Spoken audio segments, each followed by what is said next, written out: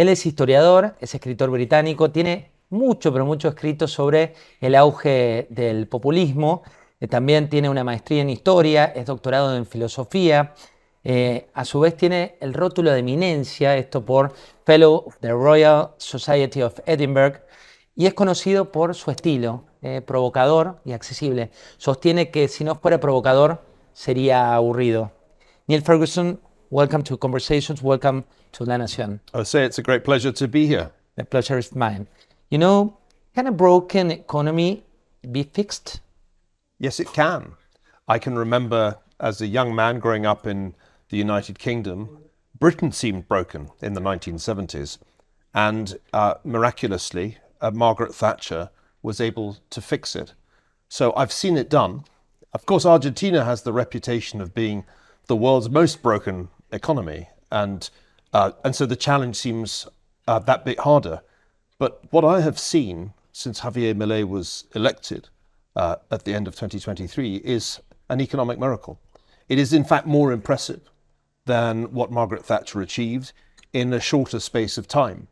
And so to come to Buenos Aires is to see the most broken economy achieving an economic miracle. It's quite remarkable.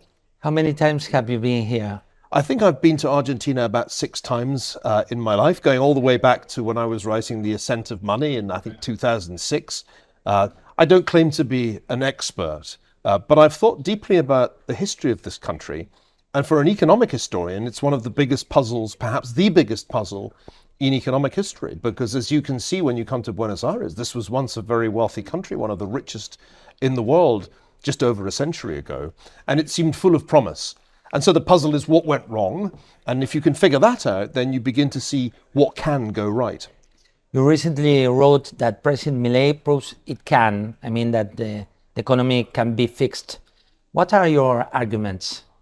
Well, I think if you look back to where the economy was when he was elected, it was on the brink of hyperinflation, which is one of the worst things that can happen to an economy.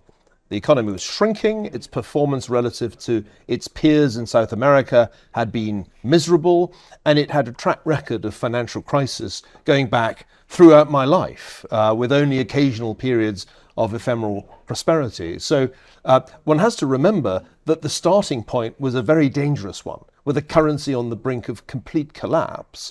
And the most important thing that President Milei has done is to understand that fiscal credibility had to be re-established, and he did something astonishing, which was to reduce the fiscal deficit from something like 5% of GDP to 0. He balanced the budget. In 1 year. And he did it in his first year. Yes. You know, that took Margaret Thatcher 10 years to do the same thing in the United Kingdom in the 1980s.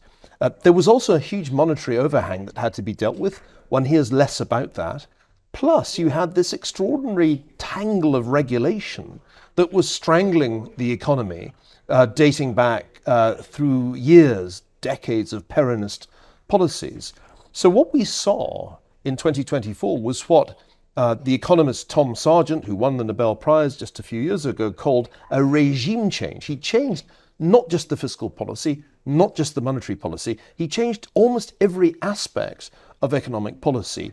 And most people, most established economists said this will cause a catastrophic contraction. There'll be an enormous shrinkage in the economy and high unemployment. No, this didn't happen. On the contrary, the economy in fact grew. If one goes from the beginning of his presidency to the first 12 months, it actually didn't shrink, it grew. So that's what's miraculous about this. And I think it shows a very important thing about President Milei, which I understand better today having met him. He has a very deep understanding of economics. He's extremely widely read, and he's arrived at a radical position of libertarianism. I think he, more than anybody who has ever occupied a presidency anywhere in the world, is committed to the idea of the free market and the minimal state, the smallest possible state. And because of that deep conviction, he's taken risks that previous reforming presidents just weren't able to take. Most people advised previous presidents, you can't possibly reduce the fiscal deficit by 5 percentage points in a year, don't even think about it. because he has the courage of his convictions, President Milei has done something that almost everybody said was impossible. And I think Argentine people, especially young Argentines, see this radical man who has the courage of his convictions, who's not afraid, campaigning against the established vested interests, what he calls La Casta, who have been the beneficiaries of Peronism, while ordinary people have been the losers. And I think what's remarkable is not just the economic success. In a way, that's inherent in the theory of classical economics. If you move to a free market, things will go better. What's really impressive is the political success.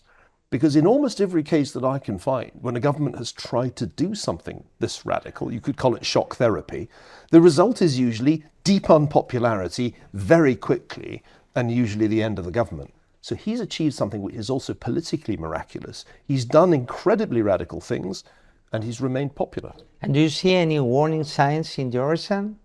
Well, I think he sees, and so do his advisors see, that there are still political opponents. There's still forces, including within the National Assembly, within the Congress, that would like to weaken the fiscal constraint. And so he's well aware of the political challenges that still lie ahead. And there are technical issues involving the exchange rate that are obviously a matter for some concern. But when you compare these challenges with what's already been achieved, I think the prospects are bright. It's not as if the opposition, Peronists, have a good story to tell. It's not as if they can campaign on let's get back to 200% inflation because this is terrible. Let's go back to negative growth because growth is bad. So I think even allowing for these problems, the opportunity is absolutely huge because Argentina, if it carries on this path, can start to achieve the kind of sustained growth that it hasn't seen in a century. And why do you think politics is always a different story? Why do you think they are always different? Well, Milton Friedman famously said that inflation is always and everywhere a monetary phenomenon. And I've spent my career arguing that that is true as far as it goes, but behind the monetary mistakes, there usually lies a political consensus in favor of inflationary policies. Now, it's easy to find people who support increased public spending. There nearly always are people who want there to be more public spending. And it's easy to find people who don't want to pay taxes. There are always people who don't want to pay taxes. So the politics of inflation are really the key here. What President Milei has been able to do is to create a coalition of support for low and stable prices, a coalition support for a balanced budget, a coalition of support for free market solutions. And that is the key here. There is a majority, I think, of the Argentine public that wants growth, that wants market solutions, that wants a balanced budget, that wants price stability. But they've been out of power for many decades. His great success, I think, has been to outmaneuver the people who benefit from inflation. And that includes not only the political opposition, but also the trade unions, other elements of civil society that have been the beneficiaries of the old regime, and also those businesses that have benefited from the various barriers to competition that have arisen over the decades of Peronist rule. So I think the beauty of what he's achieving is that a new political consensus is emerging in Argentina with the support of young people.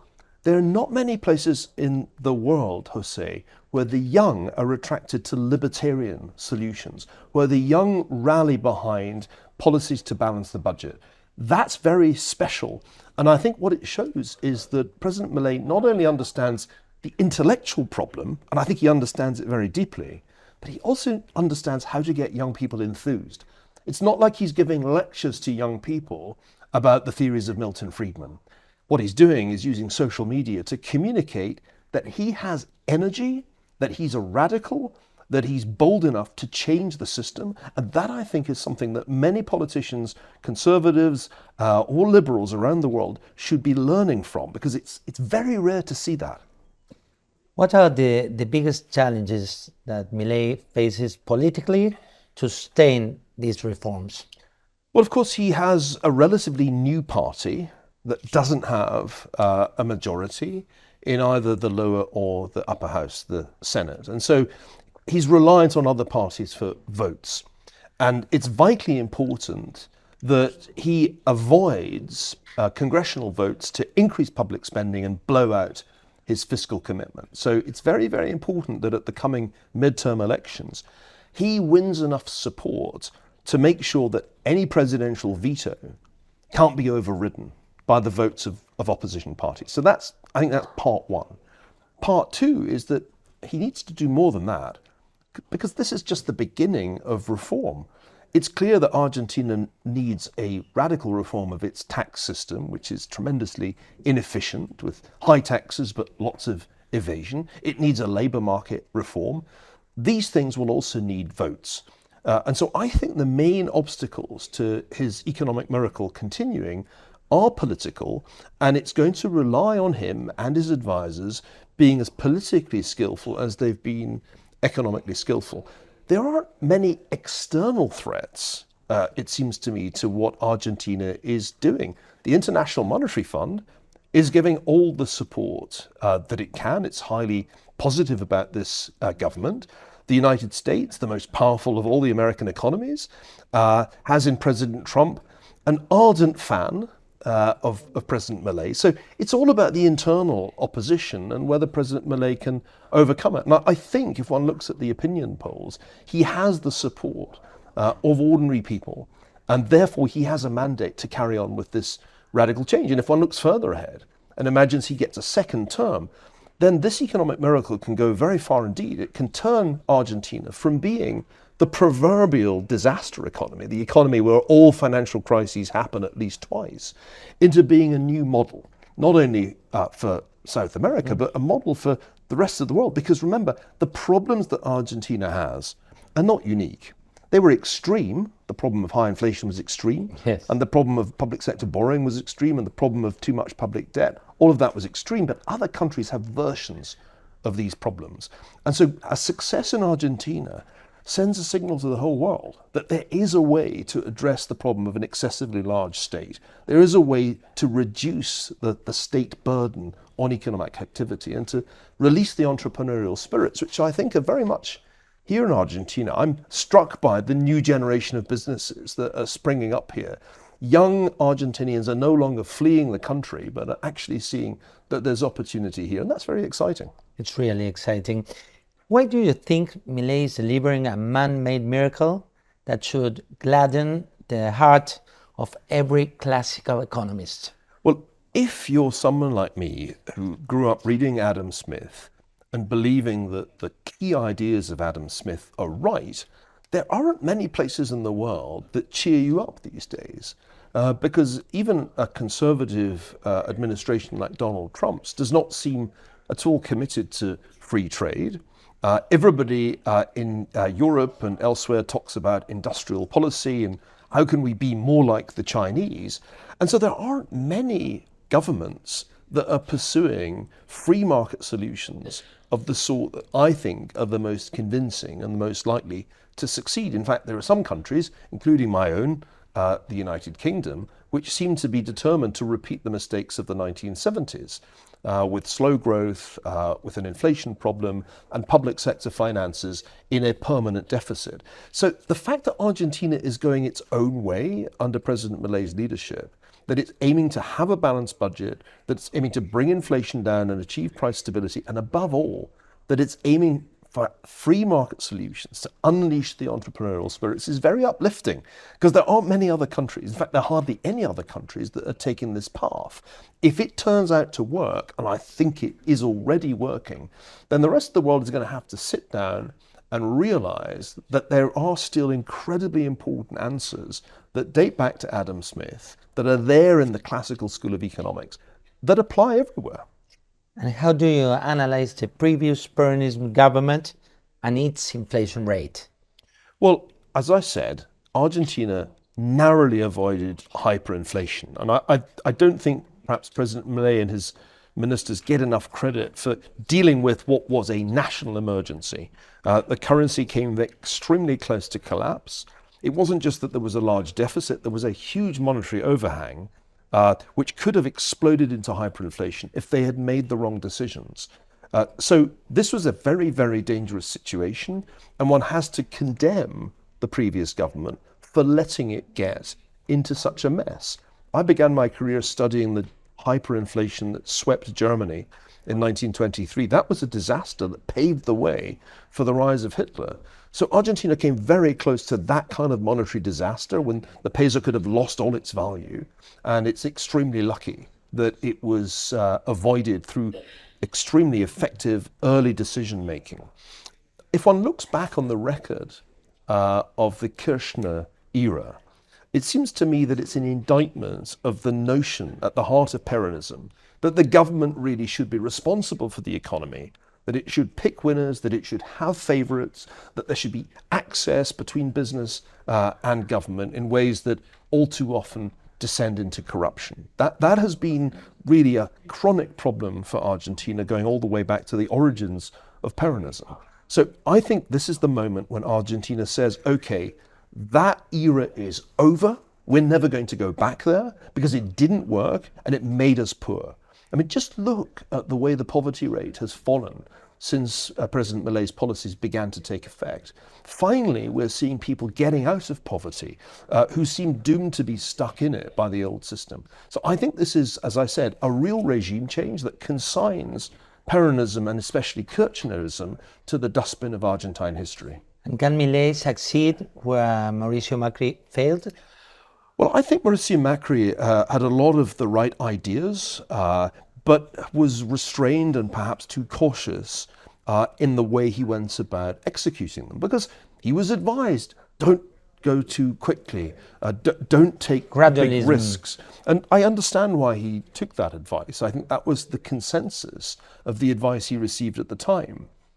So what is extremely important about what Mauricio Macri did was that he showed gradualism can't work. And he showed that only a drastic and revolutionary approach, in 100 days, you do all the most dramatic reforms. That's the only way. And so maybe the reality is that you couldn't have had Milei without Macri. You couldn't really have got to the radical solution if you hadn't tried gradualism and seen it sadly fail politically. How was your meeting with President Milei and also with Pierpaolo Barbieri from Voilà, that's your partner from his company? Well, I sit on the board of Voilà. I was one of its co-founders. Pierpaolo Barbieri and I go way back to when he was a student at Harvard and I was his professor. I think I can date my interest in Argentina from our first meeting when he came to my office hours and said, "Professor, please stop making jokes about my country in your lectures." Wow. And I said, I can't, because your country is the butt of nearly all jokes in financial history. But perhaps, I remember saying, we can do something about that. It's so sad to listen to that, but it's so real. That was how it seemed. Real. That was how it seemed. Yes. And if you read my book, The Ascent of Money, yes, there's a whole section on Argentina. My first visit took me to the slums of Quilmes. Have a special section from Argentina and from the crisis. Because Argentina illustrates that a very wealthy economy can be turned into a poor economy by the wrong policies and the wrong ideas about economics. What's exciting is to come to Buenos Aires again in 2025, meet President Milei and discover, this was my first meeting with him, that he's not only an extraordinarily dynamic character with a huge social media following, but he's also a deeply thoughtful intellectual. I think President Milei must be one of the best read, if not the best read world leader, particularly when it comes to economics. But he's not a narrowly specialized professor. What fascinated me in our conversation was that although he's thought deeply about every aspect of economics, he also understands the political realities that he has to deal with. I asked him, what have you learnt that you didn't know before about politics since you became president? And he gave an extremely interesting answer, that he had learned that it was much worse than he'd realized, that the obstacles to reform within the political system were much more intractable than he'd previously appreciated. When you consider what he previously thought, which was pretty negative, you realize what a shock it's been for him to encounter the reality of trying to run a country like Argentina. I was deeply impressed. This country is very fortunate to have somebody with such a powerful intellect sitting in that president's office, pursuing the good of the country, not in order to enrich himself. He clearly has no interest in that, but because he passionately believes that Argentina can be a model for radical free market solutions. It's very inspiring, to be honest. Podés con IA. Podés con KPMG. And how important is to have an economist as president? Well, economists are not necessarily the best presidents. Why? Why because not? by and large, the economics profession says in response to every question, on the one hand, on the other. And the typical economist does not make a great president. But this is what makes President Milei so unusual. He's not the typical economist. President Milei is a dissident in the economics profession who has spent his whole career arguing for the most radical libertarian solutions, the most market-based solutions to the problems that we confront in every society. So he's a very, very unusual kind of economist who in an ideal utopian world would have almost no state at all. The minimal state would be his ideal. But what I really liked about him was this pragmatism that is combined with his idealism. He's really understood how to get things done in this country. He's understood how to use social media. Can you name another economist with that kind of a following on social media? So I think there's something very exceptional about this man. He's got a powerful intellect. We had a conversation today which was far more technical on the question of trade than I had expected to have. But we also had a conversation about the practical realities of power. And when I asked him whether things that, for example, he disagreed with President Trump on when it came to trade, because they have very different views of trade. President Milei is not a believer in tariffs. He's a believer in free trade. He gave a brilliant answer, which was that you have to see trade policy in the context of geopolitics. And from that point of view, if one looks at the world today with the United States here, China there, Russia seeking to dominate Europe, then it can make sense for the United States to do what it's doing. So he's a remarkable man who's far more than an economist. He is also a strategic thinker with a very coherent argument about what Argentina's foreign policy should be. So I was very surprised and very pleasantly surprised by what I learned today. And what is your view of President Trump's administration? President Trump is a radically different figure. Perhaps all they have in common is a great ability to use social media. President Trump has a different set of problems. The United States thinks 9% is a high inflation rate. That was the peak of inflation under President Biden. American voters are preoccupied not only with the issue of illegal immigration, they're also preoccupied with the challenge that China has posed in hollowing out their manufacturing over the last 2 decades. So President Trump has a different set of challenges. And I think if one looks back to the events of November last year, when American voters had a choice between Kamala Harris and continuing the policies of the Biden administration or returning to the more radical policies, the populist policies of Donald Trump, American voters did the right thing. They made the right decision. That was the choice. And so far, I think one has to say that the pessimists who said that President Trump's tariff policies would cause a financial crisis or an economic crisis have been proved wrong. I mean, we're now in a situation where President Trump has imposed tariffs we haven't seen since the 1930s, and the stock market is up. So the economists who were on the other side of that debate currently seem to me to be losing. But you also wrote that you were wrong to call Donald Trump a would-be tyrant. I became extremely worried about where President Trump was going back at the time of January the 6th, 2021, when he challenged the result of the 2020 election. But what I know now is a lot different from what I knew then. And I think it's less and less plausible that President Trump was trying to overthrow that election, and more plausible that what happened in Washington that day was a kind of fiasco, as much due to bad policing as to any malign intent on President Trump's part. In the end, one has to revise one's view, and I did revise it.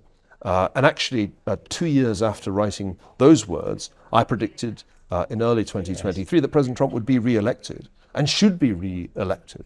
So as so often in politics and in economics, when the facts change, you have to change your mind. And we've learned a lot since January 6, 2021 about what really happened that day. And it's made me change my view.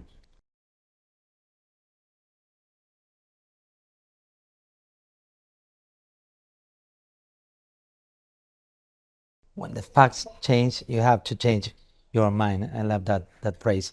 When Elon Musk tried to imitate Milei earlier this year, his chainsaw was swiftly blunted by the forces of inertia. And what is your opinion on his role and relationship with Trump?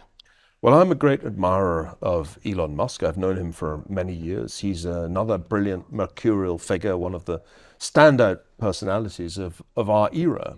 And one has to acknowledge that there really are no other entrepreneurs who come close to achieving what he has achieved. Just think of the incredible feat of building not only Tesla as the first really successful electric vehicle company, but think of Starlink, think of SpaceX. The achievements are just astounding, and the appetite for risk is second to none.